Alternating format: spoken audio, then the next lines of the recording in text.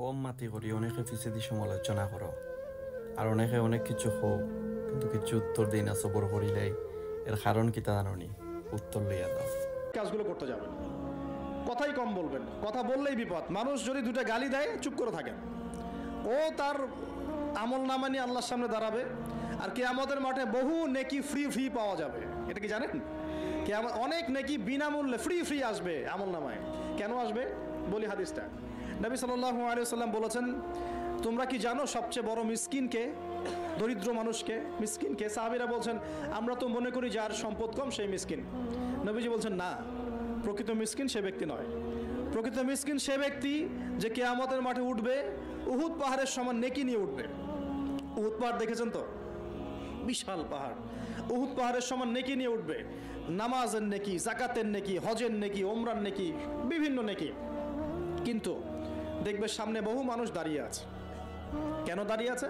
কারো কাছ থেকে টাকা নিয়েছে, টাকা শোধ করে নাই, কাউকে গালি দিয়েছে, কাউকে অন্যায়ভাবে অপবাদ দিয়েছে, কাউকে আঘাত করেছে, কারো উপর জুলুম করেছে ইত্যাদি। বিভিন্ন রকম মানুষের সাথে জড়িত পাপ ছিল, ঠিক আছে? কারো গীবত করেছে, কাউকে তহমত দিয়েছে ইত্যাদি। এখন আল্লাহ পাক বলবেন, এই ব্যক্তির নেকির যে পাহাড় আছে এখান থেকে নেকি নিয়ে ওদেরকে দিয়ে দাও।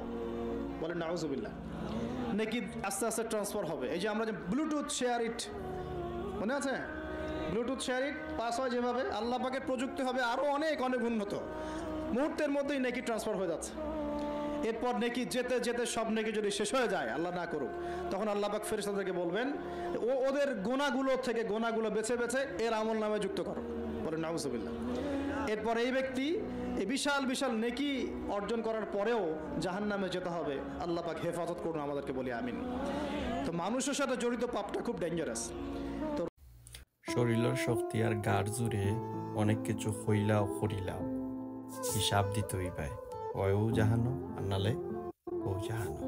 পাইছো তো উত্তর?